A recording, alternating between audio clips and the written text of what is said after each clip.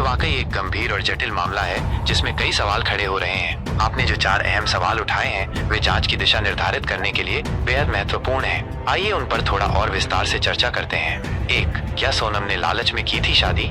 यह सवाल किसी भी ऐसे रिश्ते में उठता है जहां एक पक्ष आर्थिक रूप से कहीं अधिक संपन्न हो। यदि सोनम के परिवार की आर्थिक स्थिति कमजोर थी और राजा रघुवंशी एक सफल कारोबारी थे तो ये स्वाभाविक रूप से एक संदेह पैदा करता है। जांच में ये देखना होगा कि शादी से पहले सोनम का आर्थिक व्यवहार कैसा था।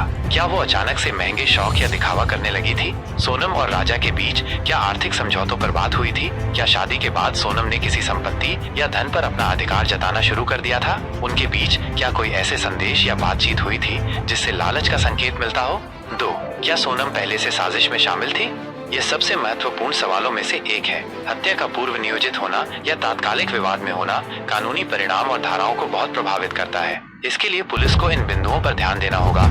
कॉल रिकॉर्ड्स और चैट्स की गहन जांच। क्या सोनम ने हत्या से पहले या तुरंत बाद किसी संदिग्ध व्यक्ति से बार बार संपर्क किया था? क्या चैट्स में कोई आपत्तिजनक या सांकेतिक भाषा का प्रयोग हुआ था? सीसीटीवी फुटेज का विश्लेषण। क्या हत्या से पहले या बाद में सोनम का व्यवहार असामान्य था? क्या उसने किसी को घर के अंदर आने जाने में मदद की थी? घटना स्थल पर सोनम की उपस्थिति और प्रतिक्रिया। क्या उसकी प्रारंभिक कहानी में कोई विरोधाभास था? क्या वो घटना स्थल पर शांत या अत्यधिक विचलित थी जो उसकी कहानी से मेल नहीं खाती? मोटिव, उद्देश्य। यदि शादी लालच में की गई थी तो क्या वह राजा से छुटकारा पाकर उनकी संपत्ति पर पूर्ण नियंत्रण चाहती थी? 3. क्या कोई तीसरा व्यक्ति भी शामिल था? ये एक बहुत ही प्लॉजिबल एंगल है। अक्सर ऐसे मामलों में एक मुख्य साजिशकर्ता के साथ अन्य लोग भी शामिल होते हैं। पुलिस को इसकी जांच करनी होगी। सोनम के प्रेम संबंध।